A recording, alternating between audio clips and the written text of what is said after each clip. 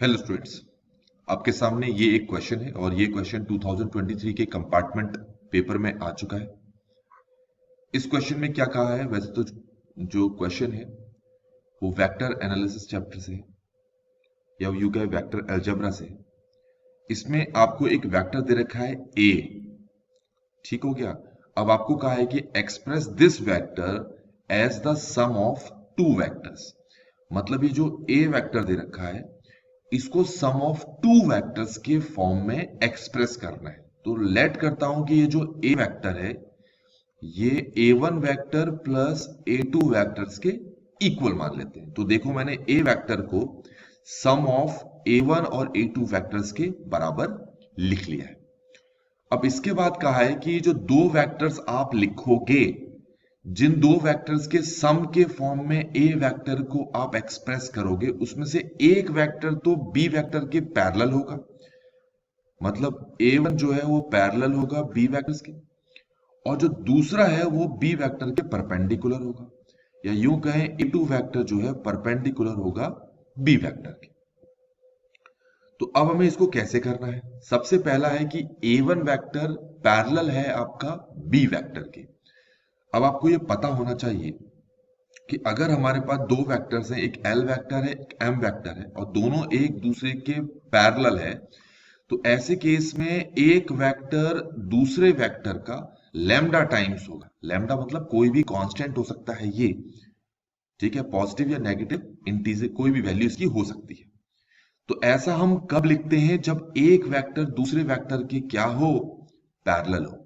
अब यहां पर हमने ये अज्यूम कर लिया क्योंकि क्वेश्चन में ही लिखा था कि one is parallel to vector B.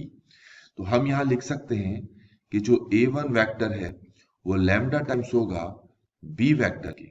तो इसका मतलब है a1 vector lambda times of B vector हमें दे रखा है 3i cap plus k cap. तो सिंपली इसको ऐसे लिख लेते हैं, a1 vector equal to 3 lambda I cap plus lambda k cap. तो ये तो एक कहानी हमारे पास यहां पर हो गई है। अब यहां पर दूसरी कहानी को देखेंगे। अब हमसे ये कहा है कि a2 वेक्टर जो है वो b वेक्टर के क्या है, परपेंडिकुलर है।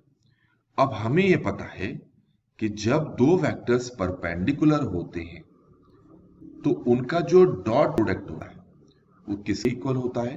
जीरो के इक्वल होता है। ठीक हो गया। तो इसको हम कैसे सॉल्व करेंगे? देखिए मैंने तो a1 वेक्टर यहां पर फाइंड आउट कर लिया था। a वेक्टर हमें क्वेश्चन में ही दे रखा था, तो मैं अगर a1 वेक्टर की वैल्यू यहां पुट कर दूं और a वेक्टर की वैल्यू यहां पुट कर दूं तो मुझे a2 वेक्टर मिल जाएगा पहले, और वो जो a2 वेक्टर मुझे मिलेगा उसको मैं यहां पर यूज करूंगा और फिर आगे सॉल्व करूंगा।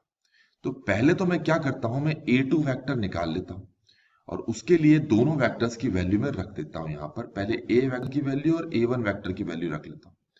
तो सबसे पहले a वेक्टर कितना है? ये है 5i cap minus 2j cap plus 5k cap equal to a1 vector मैं नीचे निकाल चुका हूं, आप देख सकते हैं वो है हमारे पास 3 lambda I cap plus lambda k cap, और यहां पर a2 वेक्टर। अब इसको पहले यहां ले जाकर सॉल्व करते हैं और आई कैप बाहर निकाल लूंगा तो 5 माइनस 3 लैम्डा आएगा। ये माइनस 2j कैप ऐसे ही रहेगा। ये लैम्डा k कैप को जब यहां लाऊंगा और k कैप निकाल लूंगा तो ये 5 माइनस लैम्डा आ जाएगा इक्वल टू a2 वेक्टर। तो इस तरीके से आप देख सकते हैं मुझे a2 वेक्टर की वैल्यू मिल चुकी है। अब इसको मुझे कहां पर यूज करना है? यहां पर यूज करना है मुझे। तो मैं क्या लिखता हूं? मैं लिखता हूं a2 vector dot b vector equal to 0।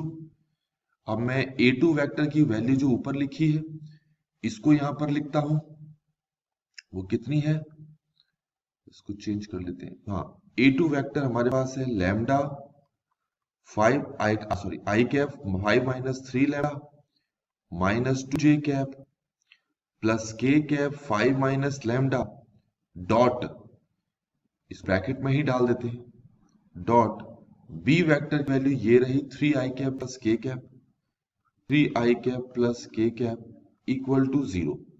अब आपको पता है इसको सॉल्व करने का तरीका ये है कि डॉट प्रोडक्ट में आई कैप को सिर्फ आई कैप के साथ सॉल्व करेंगे। तो 3 आई कैप को 5 माइनस 3 लैम्डा आई कैप के साथ सॉल्व करेंगे तो ये आ जाएगा 3 मल्टीप्लाई 5 माइनस 3 लैम्डा। ठीक हो गया। के कैप को के कैप के साथ सॉल्व करेंगे तो हमारे पास आ जाएगा 5 माइनस लैम्डा और उस तरफ 0 है हमारे पास। ये समझ में आ गया होगा कैसे सॉल्व करेंगे। के कैप को तो सॉल्व कर नहीं सकते क्योंकि यहां मुझे के कैप नहीं दिखाई दे रहा है, तो मैं अगर उसकी जगह के कैप बोल रहा हूँ, जे कैप, इसकी जगह मैं 0 डॉट जे कैप लिख लूं और उसको इसके साथ मल्टीप्लाई करूं तो 0 बनता है। ये सॉल्व करें तो 15 minus 9 lambda plus 5 minus lambda equal to 0 हो गया। सॉल्व करेंगे तो 20 इक्वल टू ये 10 लैम्डा हो गया और लैम्डा की वैल्यू हमें यहां पर 2 मिल गई है। अब ये जो लैम्डा है इसको पहले यहां पर पुट करेंगे ताकि मैं a1 निकाल सकूं। तो अगर मैं यहां पुट करता हूं तो ये आ जाता है 6 लैम्डा प्लस 2 के कैप, 6 लैम्डा बोल रहा हूं मैं, 6 आई कैप। अब हमारे पास a2 भी हमें निकालना है। अब उसके लिए यहां पर पुट करना पड़ेगा। कहां पर पुट करेंगे? a2 की वैल्यू हमने कहां निकाली थी? ये निकाली थी हमने पूरी की पूरी a2। अब आप खुद सोचें, अगर मैं यहां पर 2 पुट करता हूं और यहां पर भी 2 पुट करता हूं तो ये तो हो जाएगा माइनस आई कैप माइनस 2 जे कैप। यहां 2 पुट करता हूं, ये 3 के कैप आएगा। तो ये आ जाएगा माइनस आई कैप माइनस 2 जे कैप प्लस 3 के कैप। तो अब आपको देखो कि ए वेक्टर को a1 vector plus a2 vector के सम के फॉर्म में रिप्रेजेंट करना था।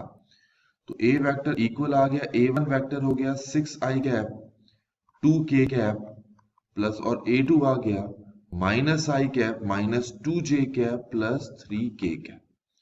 ये समझ में आ गया होगा आपको। और इस तरीके से बच्चों ये वाला जो क्वेश्चन है ना, ये कंप्लीटली सॉल्व हो गया है। ये हमारा फाइनल आंसर है।